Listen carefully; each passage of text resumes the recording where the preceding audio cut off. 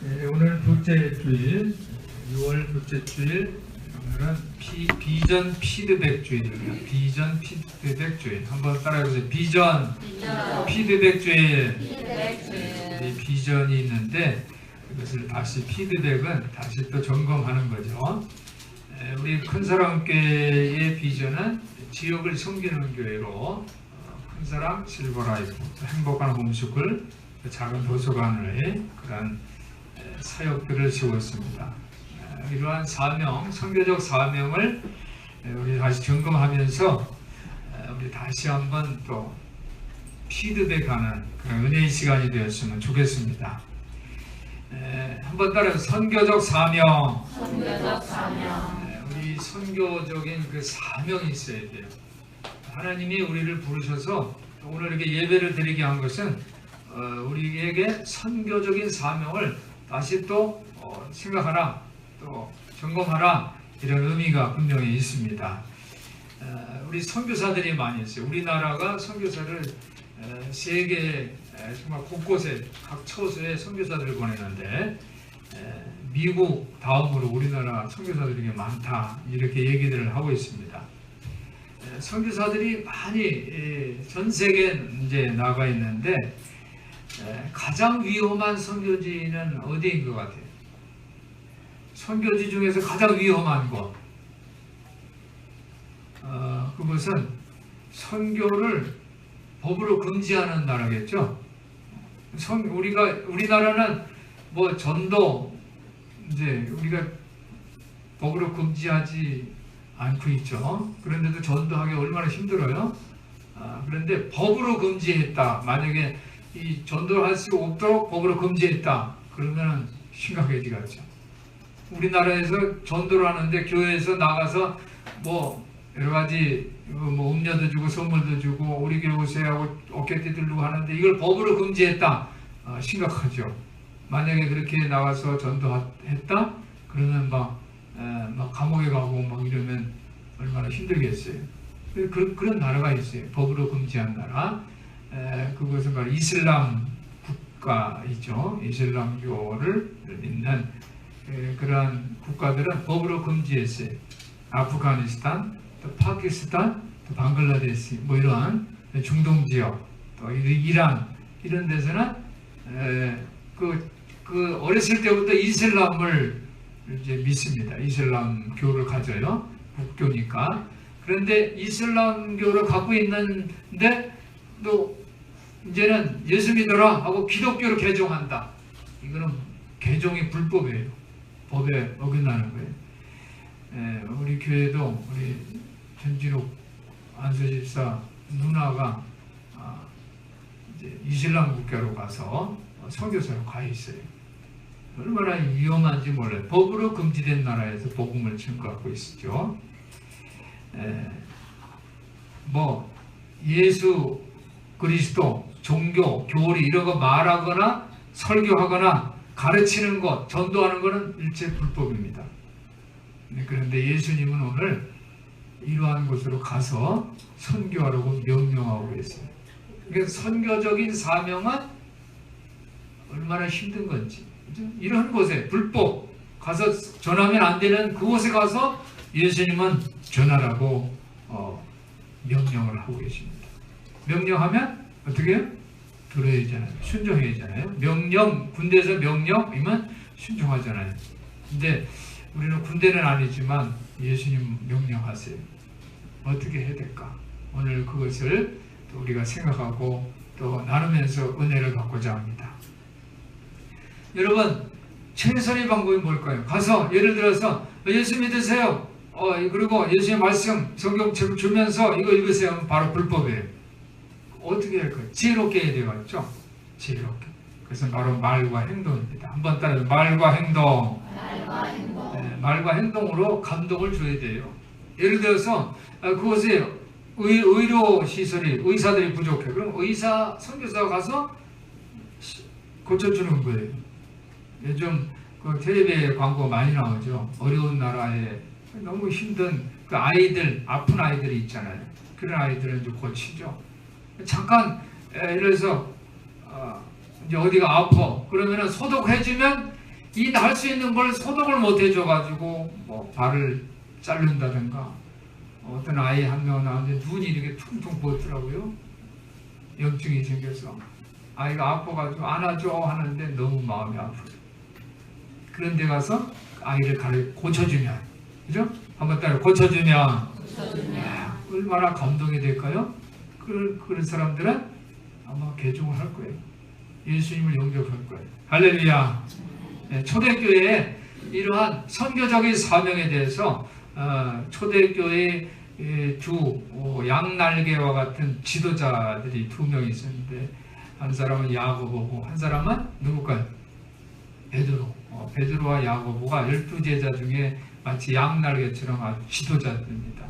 그래서 이 선교적인 사명을 감당하기 위해서 강조를 합니다. 야고보 사도는 뭐 어떤 것을 강조하냐면, 말만 예수 믿으세요, 뭐 천국이 가까워서 말만 하지 말고 어떻게 하라고? 한번 따라 행동하라고. 야고보 사도는 행동하라. 실제로 행동해서 상대방이 그것을 보고 감동을 받는 거예요. 하나님이 능력을 보는 거죠. 하나님의 사랑을 보는 거예요. 근데 야고보 사도는 행동하라는 거죠. 여러분, 이 말씀 오늘 우리에게도 동일한 그런 효과가 있고 동일하게 주시는 말씀인 줄 믿으시기 바랍니다. 여러분들이 신앙생활의 행동에 실천이 있어야 돼요. 베드로 사도는 또 뭐라고 강조했냐면, 성품에 대해서, 뭐 따라서 성품. 우리가 실력, 기술, 머리 좋은 것보다 더 중요한 게 성품입니다. 성품이 있어야지 끝까지 주님 오실 때까지 믿음을 소유할 수가 있어요. 머리가 좋은 사람들은 그 머리 좋은 것으로 좋은 데 써야 되는데 잘못 쓰는 경우도 있잖아요. 그래서 베드로는 그것을 이제 보고 초대교회에 뭘 말씀하냐면 성품, 예수님의 성품을 강조했어요. 믿음의 덕의 지식의 인내, 경건에 또 형제의에 주님이 사랑을 바라라는 그러한 예수님의 그 성품을 강조했어요. 성품에 대해서. 그래서 초대교회 지도자들은 행동과 성품을 강조했어요. 오늘 우리 선교자, 이 선교적인 그 사명을 감당하기 위해서 우리에게 뭐가 필요한지를 여러분들이 마음에 결단하는 이 시간이 되시기를 예수님의 이름으로 축복합니다. 오늘 마태복음은 28장까지 있어요. 28장까지 있는데, 이 마태 기자는 이 선교적인 사명을 강조하기 위해서 마태복음을 전했습니다. 오늘 28장 안에 1절부터 10절까지를 보면요, 예수님을 따르는 뭐 여인 그리고 제자들이 예수님의 빈 무덤을 발견하죠. 한번 따라 보실까요? 빈 무덤. 예수님의 빈 무덤을 발견했어요. 예수님이 돌아가셨는데 무덤에 가면 예수님의 시신이 있어야 되는데 예수님의 시신이 없는 거예요. 빈 무덤을 발견했어요. 아주 중요한 팩트입니다. 그 다음에 11절부터 15절까지는 어떤 내용이 있냐면은 파수꾼 이야기가 나와요. 10절까지는 예수님을 따르는 사람들의 이야기가, 그들이 빈 무덤을 봤다라는 것이 기록되어 있는데, 11절부터 15절까지는 파수꾼의 모습이 나오는데, 이 파수꾼은 어떤 사람이, 이 예수님이 그 무덤을 지키는 사람인데, 이 파수꾼이 뭐예요? 대제사장들에게 뭐예요? 돈으로 매수가 돼서 예수님의 시신을 제자들이 훔쳐갔다, 이렇게 전하고 있습니다. 이게 파수꾼이 제대로 된 파수꾼이 아니죠. 그것을 성경에서는 전하고 있습니다. 그리고 오늘 16절부터 20절까지는 예수님께서 제자들에게 이 선교적인 사명을 명령하는, 위임하는 그런 내용이 기록되어 있습니다. 이 선교적인 사명은 어느 한 그 지역, 그 아주 작은 그 장소를 국한하는 것이 아니라 이 장소의 한계를 뛰어넘는 거예요.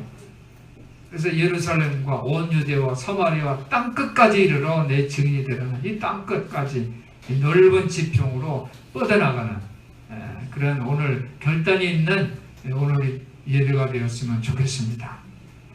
10절을 보면요, 10절을 보면 예수께서 이 예수님을 따르는 제자들에게 무서워 말라. 내 형제들에게 한번 따라해보세요. 갈릴리로 가라. 갈릴리로 가라. 예수님이 제자들에게 갈릴리로 가라. 이 두 여인, 예수님의 빈무덤을 본 그 두 명의 마리아에게 갈릴리로 가라 하라고, 또 11제자에게도 갈릴리로 가라. 그래서 예수님을 따르던 여인들과 예수님의 제자들은 갈릴리로 갑니다. 갈릴리. 다시 한번 따라해보세요. 갈릴리. 오늘 여러분들이 갈릴리를 마음에 새겨주시기를 주님 이름으로 부탁을 드립니다. 갈릴리. 오늘 저는 갈릴리와 예루살렘을 한번 비교해서 말씀을 드리고 싶어요. 갈릴리는 예수님께서 십자가에 달려 죽으시고 다시 부활하신 다음에 제자들에게 말씀하신 장소예요. 근데 이 갈릴리는 어떤 장소냐면 예수님께서 제자들을 훈련하신 장소가 갈릴리예요. 천국이 가까웠다고 말씀하시고, 그리고 3년 동안 제자들을 키워내신 훈련의 장소가 바로 갈릴리입니다. 갈릴리. 그런데 예수님의 그 사역의 그 마지막 장소, 사역을 이루는 그 정점의 장소는 어디냐면 갈릴리가 아니라 예루살렘이에요. 한번 따라해요. 예루살렘. 여러분, 예루살렘과 갈릴리. 오늘 이 두 장소를 한번 여러분 생각해 보세요. 예루살렘은 예수님의 십자가에 달렸던 그런 장소죠. 오늘 김영성 권사님이 큐티를 하면서 예수님께서 이제 예루살렘에서 십자가에 달려 이제 죽으신다고 하니까 베드로가 그렇게 하지 말라고 했잖아요. 그랬을 때 예수께서 그 베드로의 그 마음을 변화시킨 그런 게 바로 예루살렘입니다. 당시의 예루살렘은 종교적인 지도자, 종교 권력자들이 권력을 누리던 장소가 바로 예루살렘이었어요. 예루살렘은 어떤 장소냐면 권력을 누리는 거예요. 자기가 종교적인 권력을 갖고 거기서 누릴 수 있는 모든 그 시설이 다 있어요. 예루살렘 어마어마한 웅장한 성전도 있었고요. 그 종교 지도자들이 자기의 사무실이 다 거기 있는 거예요. 거기서 누렸어요. 그러면 각처에서 이 예루살렘 성전으로 모아서 거기서 경배하고 또 그 종교 지도자들에게 존경을 표하고 또 예배드리고 그랬어요. 그러한 예루살렘을 예수님이 바꾼 거죠. 새로운 예루살렘. 한번 따라해보세요. 새 예루살렘. 그러니까 먼저 예루살렘은 종교적인 권력 지도자들이 거기서 권력을 누리고 존경을 받고 높은 자리에 앉고 그랬던 장소인데, 예수님은 이 예루살렘을 바꿨는데 새 예루살렘으로 바꿨는데, 그 새 예루살렘이 뭐냐면 십자가에 달려 죽으신 장소예요. 그리고 이 십자가 사역, 예수님이 십자가에 달린 그 사역을 통해서 예수님이 모든 이 사역이 완성이 된 거예요. 새 예루살렘은 권력을 누리고 하는 그런 장소가 아니라 십자가 사역. 우리가 우리 삶의 자리에서도요. 여러분 삶의 자리에서 내가 성공했다. 뭐가 성공해요? 돈을 많이 버는 게 성공이거든요. 그렇죠? 그리고 여러 가지 이력서를 보면 그냥 한 페이지가 A4 용지 한 장 가지고 부족하면 뭐하고. 그러면 명예를 얻었지. 또 돈도 많이 모았지. 또 뭐예요? 건강하지. 이렇게 다 가지면 성공했다. 그런데 그 사람 마음은 아직도 뭐예요? 내가 배고프다. 인간의 욕심은 한도 끝도 없잖아요. 아직도 나는 배고프다. 뭘 또 더 갖고 싶어요. 참 성공이 아니죠. 아직도 그 속에는 목이 마른 거거든요. 그런데 진짜 성공한 사람은 어떤 사람? 어려운 사람을 도와줬을 때. 어려운 사람을 도와줬을 때 참 기쁨이 있고 행복이 있고 할렐루야.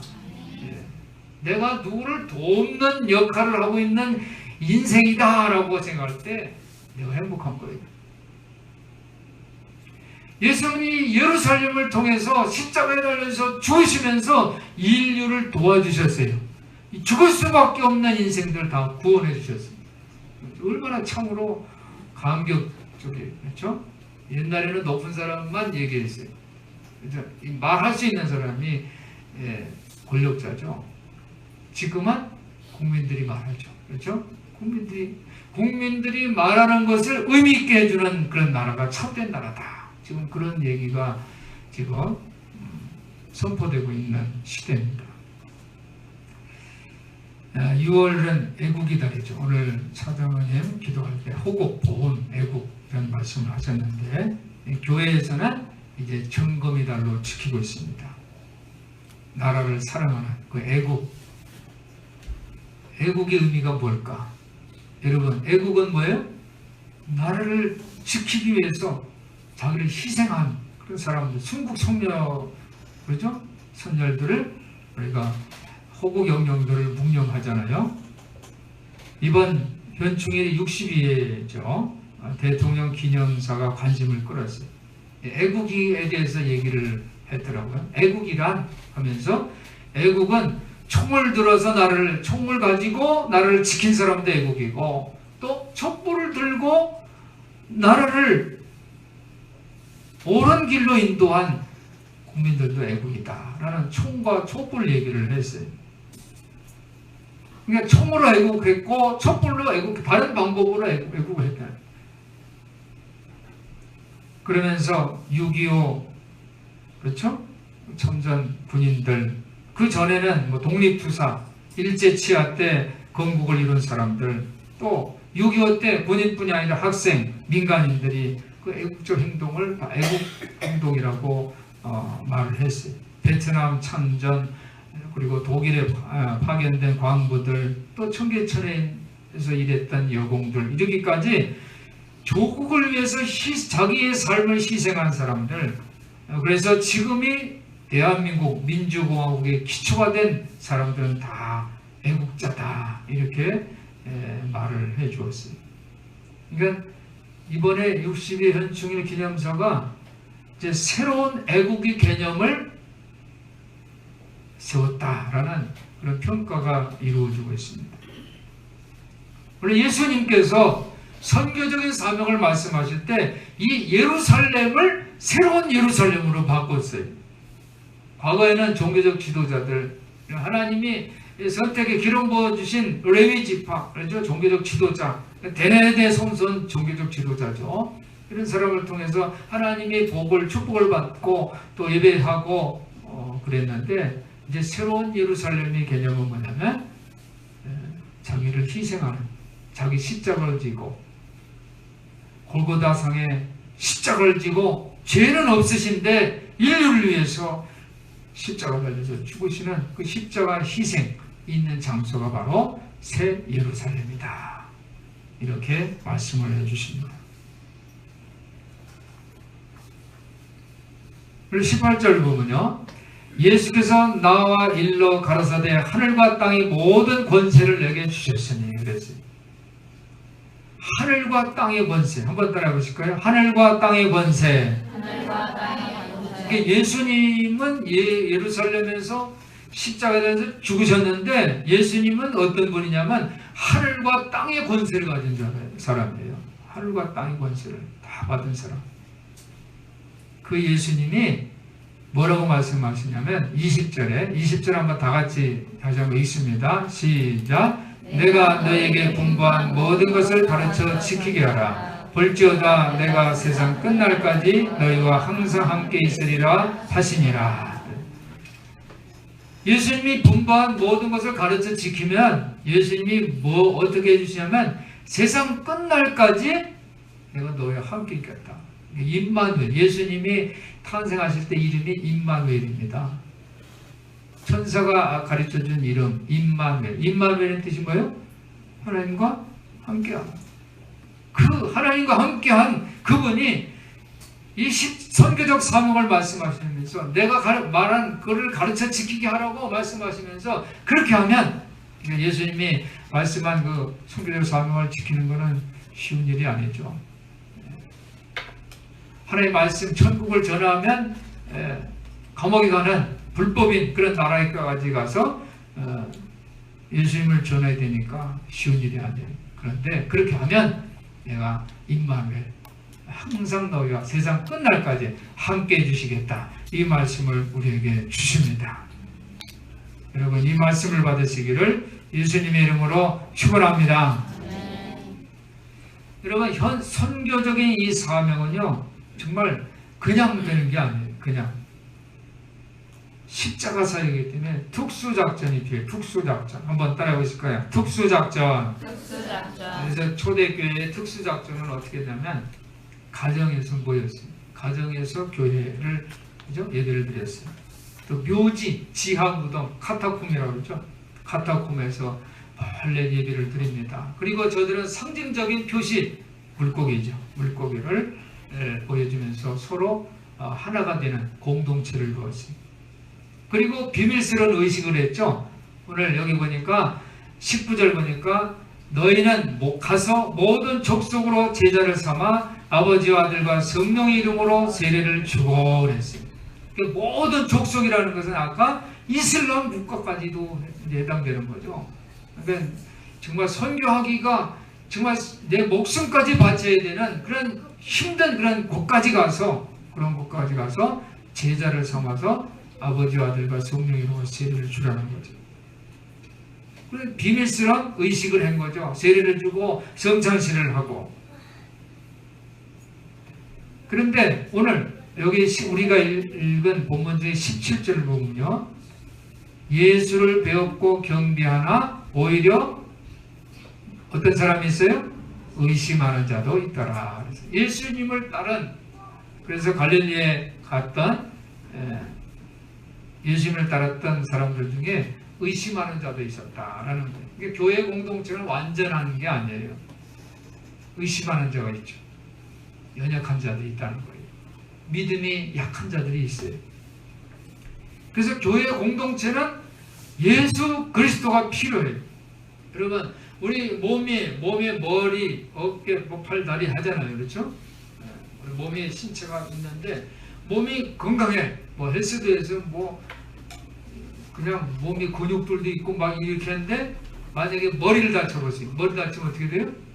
그냥 이 건강한 지체가 다 소용이 없잖아요. 그래서 머리를 잘못 다치면 신체도 그렇지만 또 기억력이 사라질 수도 있잖아요. 그렇잖아요? 그래서 우리는 예수 그리스도가 교회의 머리죠. 각 지체가. 예수 그리스도가 없으면 각 지체가 연약하다는 거예요. 그러니까 교회는 연약합니다. 그런데 예수 그리스도의 머리 대신 예수 그리스도만 계시면 교회는 온전해질 수가 있어요.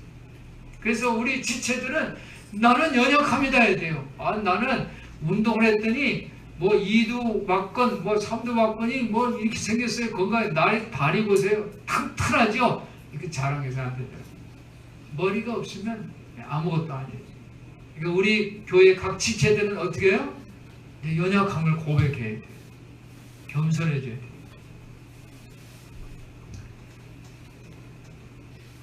지난번 제가 잠언서를 주중에 말씀을 드렸어요. 잠언서는 1장에는요 여호와를 경외하는 것이 한번 따라해보세요. 여호와를 경외하는 것이 여호와를 경외하는 것이 지혜와 지식의 근본이라고 했어요. 그리고 잠언서 22장 4절에 보면 겸손과 여호와를 경외하면 내가 겸손하게 또 여호와를 경외하면 보상을 주시는데 한번 따라해보세요. 재물과 영광과 생명. 나에게 재물도 주고 영광도 주고 생명도 준다. 어떻게 하면? 내가 겸손하면 나는 연약합니다. 하나님을 또 경외합니다. 내가 하나님을 경외하면 우리에게 그런 재물과 영광과 생명을 주신다고 분명히 말씀하고 계십니다. 사랑하는 성도 여러분, 우리가 이 선교적인 사명의 특수 임무를 감당할 때 우리는 겸손해야 돼요. 내 연약함을 고백해야 돼요. 그렇게 할 때 하나님께서 우리에게 영광을 주시고 재물도 주시고 그리고 우리에게 생명도 주시는 것을 믿으시기 바랍니다. 예수님께서 우리에게 촉구하는 것은 바로 제자들을 만들라는 거예요. 가르쳐 지키게 하라. 제자들을 만들라는 거예요. 그래서 세례를 주라고 그랬어요. 그렇게 말씀을 해주시는데 예수님은 우리가 부족함을 알고 계신다는 거죠. 그래서 내가 겸손하고 여호와를 경외하면 예수님께서 우리를 땅끝까지 우리를 함께 해주시겠다라는 말씀이 오늘 주신 말씀입니다. 사랑하는 성도 여러분, 우리가 세상에서 힘들고 어려움에도 불구하고 용기를 갖고 주님과 동행하는 우리 성도들 되시기를 바랍니다. 예수님은 요한복음 16장 33절에 너희는 세상에서 고난을 당하겠지만 용기를 내라. 내가 세상을 이겼노라. 이렇게 말씀을 하셨어요. 지난번에 그 어몽길 대장, 그죠? 우리나라 어몽길 대장 있죠? 히말라야 이 16좌를 높은 산들 16봉을 다 정복한 이 어몽길 대장 이 얘기를 하는데 이 엄대장이 그걸 그냥 단박에 막 다 정복한 게 아니에요. 올라가다가 산이 허락하지 않으면 도로 내려와야 되고 하는데 제가 마음에 감동받은 장면이 있는데 이 3,000m가 되는 끝까지 이르는 절벽이 올라가는데 거기에 자기가 거기를 물론 줄을 타고 매달 올라가지만 그 중간에 이게 발을 딛는 그 장소가요 한 1cm, 2cm 정도 되는 그 턱을 발꿈치, 엄지발가락 둘째 그 발꿈치를 갖고 딛는다는 거예요. 그런데 그 1cm, 2cm 되는 그 턱, 그죠? 지구로 떨어지고서 그 조금 떨어진 거기다 발을 하는데 만약에 이제 예를 들면 거기는 얼음이 있을 거 아니에요. 눈이 내리고 얼음 내리면 그게 또 얼고 뭐 이렇게 한대요. 그럼 어떨 때 보면 이 얼음 조각을 디딜 수도 있는 거죠. 그런데 이 얼음이 떨어지고 쪼개져서 또 탁 떨어지는데 그 절벽에 그 얼음이요. 얼음과 얼음 사이에 공기가 있을 수가 있대요. 그리고 이제 얼어버린 거죠. 그런데 조금 이제 이게 결이 무너지면 그냥 쫙 떨어진대요. 그거를 엄지발가락을 딛고서 거기서 견디면서 올라갔다는 거죠. 정상을 해서 집중해서 올라갔다고. 그러는데 정상에 올라갔을 땐 성공한 거잖아요. 내려가는 게 더 힘들다. 하산하는 게 더 힘들다. 내가 정상에 올라가서 태극기를 들고 사진 찍고 증명하고 그러니까 내려가는데 내려가다가도 죽는 사람이 많대요.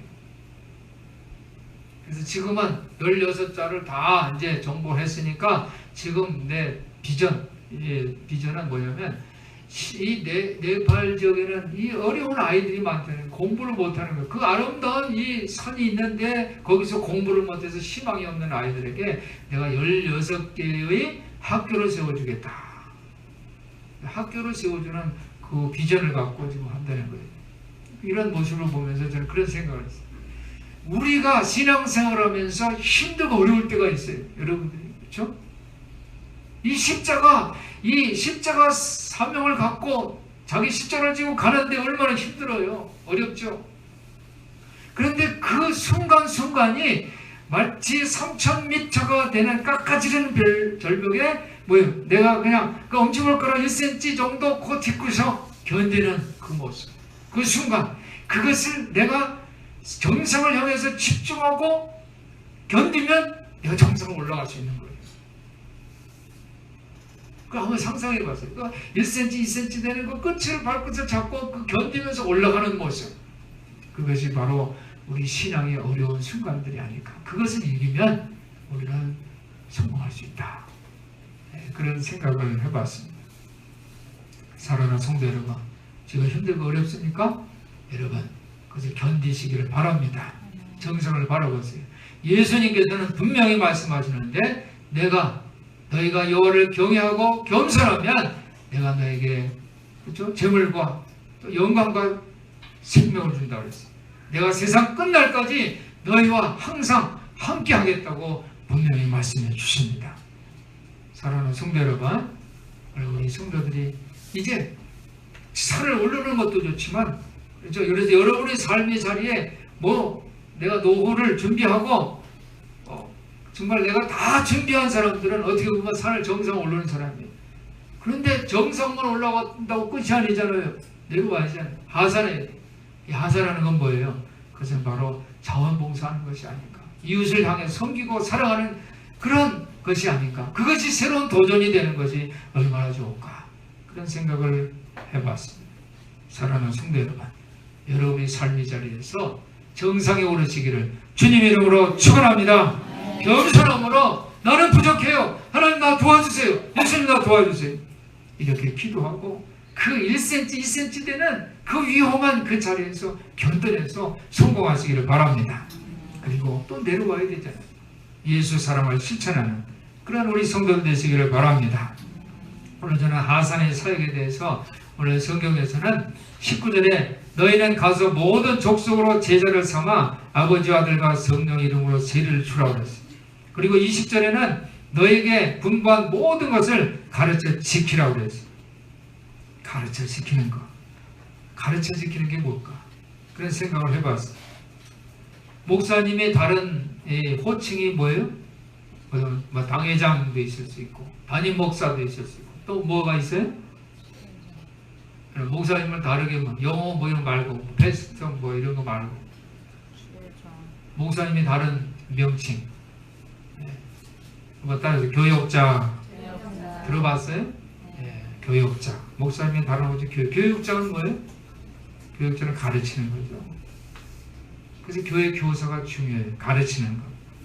다음 주에 우리가 이제 독서대회 하는 건데 가르치려고 제가 방법을 하는 거예요. 오늘 주보에 나온 분들 또 다른 분들도 이렇게 독서대회 같은 데 참여하고 그 읽다 보면 제가 배움을 얻는 거예요. 제자는 영어로 disciple예요. 근데 학습자는 뭐냐면 learner.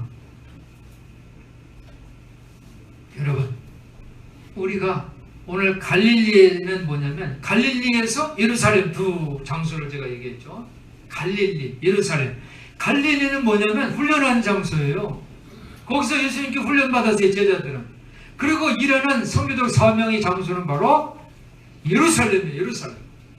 오늘 이 큰사랑교회는 갈릴리입니다. 여기서 교육받고 훈련받는 거예요. 그리고 여기서 끝나는 게 아니에요. 교회를 지키라는 게 아니에요. 여러분 또 흩어지는 거예요. 그죠? 모이는 게 흩어지는 게 강조해 있잖아요. 여기서 훈련받고 그리고 예루살렘을 새 예루살렘으로 변화시키는 거예요.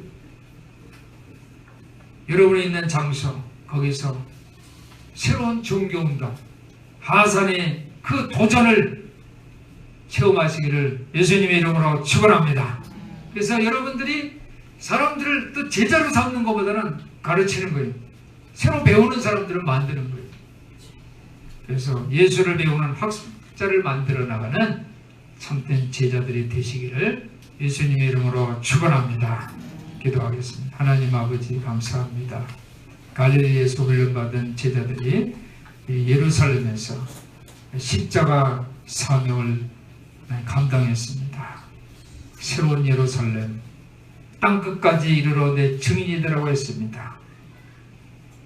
많은 예수님을 믿지 않는 미전도 종족 있는 그 장소가 다 새 예루살렘이 되게 하여 주시옵소서. 우리 삶의 자리에서 대신자들 또 우리가 전도하려고 기도하는 그런 기도 대상자들 그들을 변화시켜 예수를 배우는 학습자 되게 하시고 우리가 하나님 경험하고 사는 우리 장소들이 다 새 예루살렘으로 변화될 수 있도록 도와주시옵소서. 우리 주 예수 그리스도 이름으로 간절히 기도하옵나이다. 아멘.